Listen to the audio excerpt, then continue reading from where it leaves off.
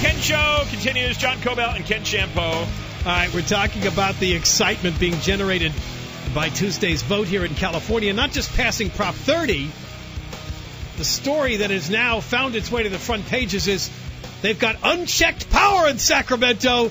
Democrats are expected to have 2/3 of the state Senate, 2/3 of the state Assembly. They have all the statewide elective offices. That's what leads to unchecked power. What are they going to do with it? Gee, as soon as we find out that once again this budget's phony and that this tax increase and trying to drain the wealthy people all you can is not going to make up for the spending, what do you think they're going to do? Let me read you... There's not another vote for 2 years that could change this. Let me read you something here from the Sacramento Bee.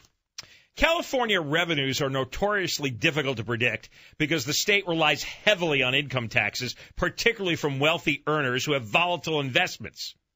That difficulty grew with Proposition 30. Of course. Because the initiative relies mostly on higher income taxes on the top 1%.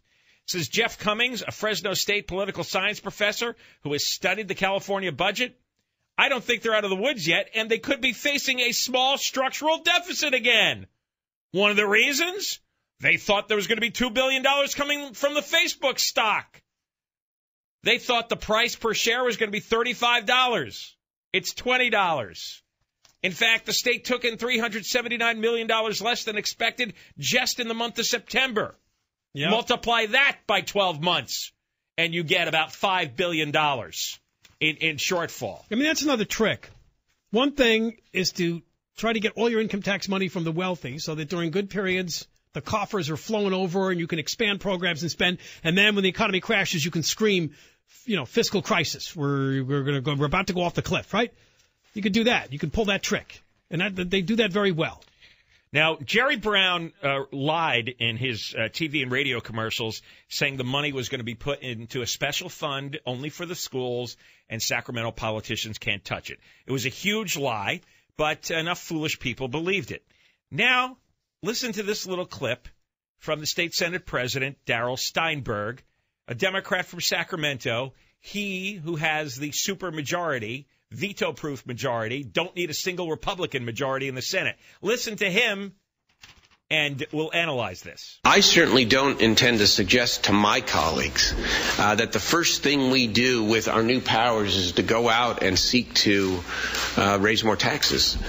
But we will take the opportunity to fight for and restore some of the worst cuts. Two things there. The first thing they're going to do is not to go and raise more taxes.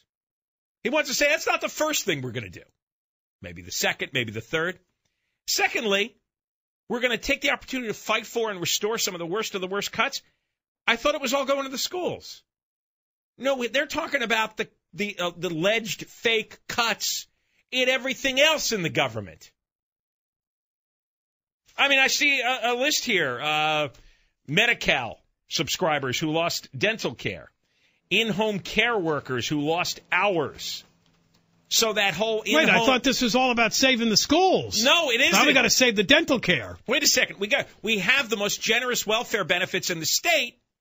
We have a third of the welfare cases in the country, and they're going to be throwing more money back into welfare. They're finding some poor people who don't have dental care. In-home care workers. Those are some of the people who claim that they're taking care of an elderly sick relative. That program has huge amounts of fraud.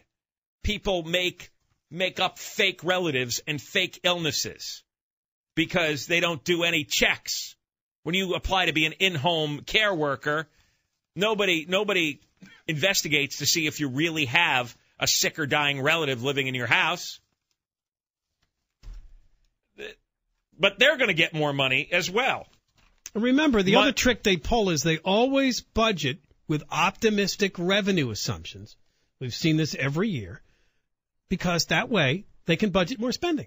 The budget's phony anyway, but then when the revenues don't equal the budget, they can scream, again, fiscal crisis. So they over-rely on the wealthy and they over-budget, over-assume the revenue expectations. Remember, we fall for these tricks all the time, but people don't follow this and don't care. But that's what happens. Sacramento Bee also reiterates that you may think that there's going to be no tuition increases now in the Cal State and UC system.